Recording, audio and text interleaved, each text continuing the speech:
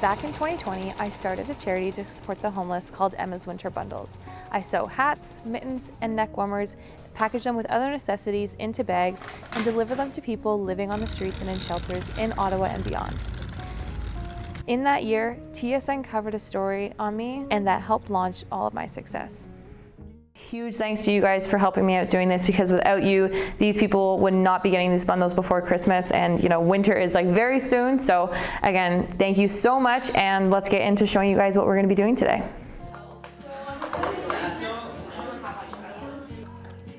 I operate the charity solo, but I would not be able to make as great of an impact as I do without all of my volunteers, and especially without my donors.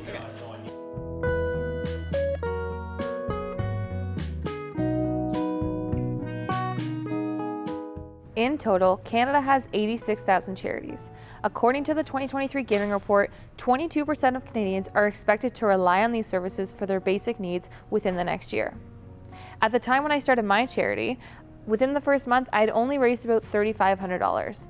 A few months later, when TSN picked me up, they played my video on air in front of all the live hockey Canadian games that night, and 48 hours later, I had raised almost 10 times that amount. That allowed me to help 900 people across Ontario in that winter alone. I raised that money through GoFundMe without fundraising. People saw my story, they donated, but for many it stopped there. My last donation via GoFundMe was 5 months ago. And since that first year, my donations on GoFundMe have dropped nearly 100%. Now, if I don't host a major annual fundraiser each year, I would not be able to continue my work. And I need about $20,000 each winter to operate at the levels that I do now. Is it the pandemic, is it inflation, or something else? Because according to the most recent Giving Report, 31.5% of charities in Canada say they raised fewer funds last year. I decided to reach out to another charity here in Ottawa to see if they were also seeing these same trends.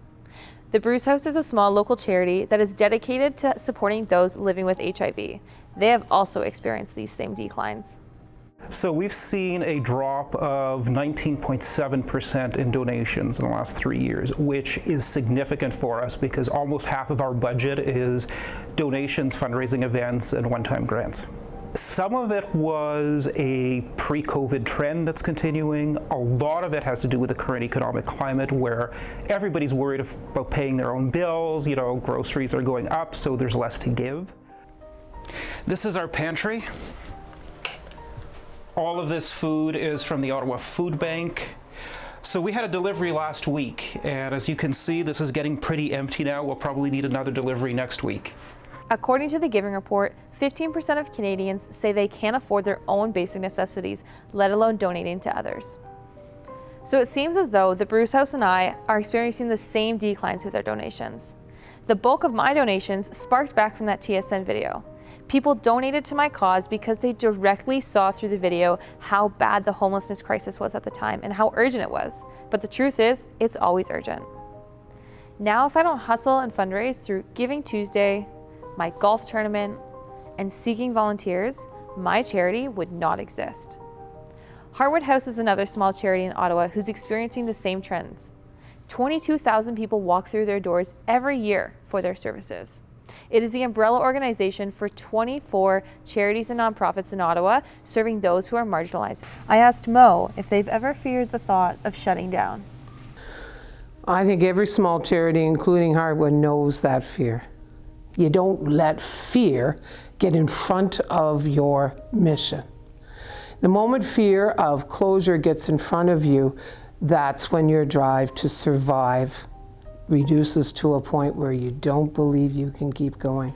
Faculty at Carleton University have been working on a project called Charity Insights Canada Project. Its goal is to inform, build, and strengthen statistics and information on trends in the charitable sector.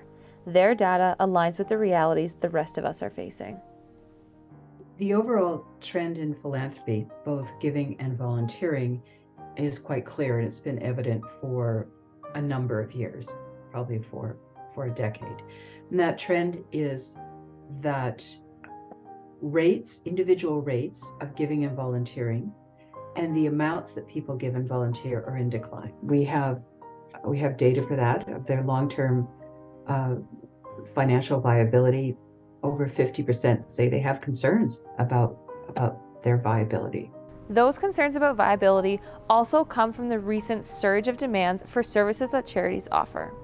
The Giving Report shows that 57.3% of charities aren't able to meet these current demands. I know I for sure can't, and neither can the Bruce House. In terms of resuming the level of service we had before COVID, that is not happening.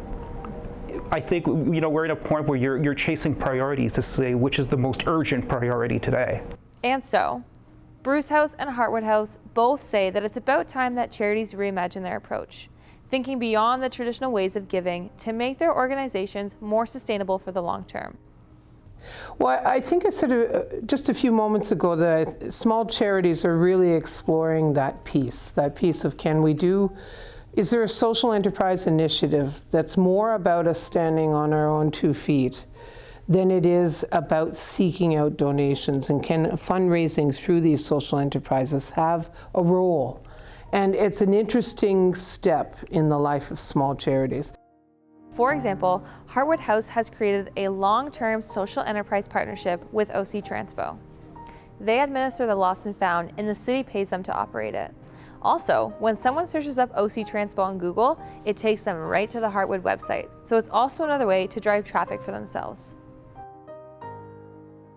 Over at Bruce House, Patrick Morley has another idea. So as a society, need to understand that so many people are suffering right now. We all have to look collectively at how we can better support our society, and that might mean paying a little bit more tax.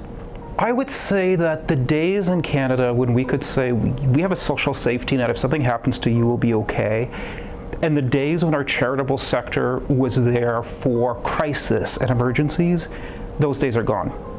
There is obviously not a simple solution to this. Any discussion that is going to be had is going to involve a lot of stakeholders and possibly public policy. But something needs to change now for these charities like mine to stay alive. But like I said, for me, for now, the important thing is how can I continue to move forward in the way I do with the volunteers and donors that I have.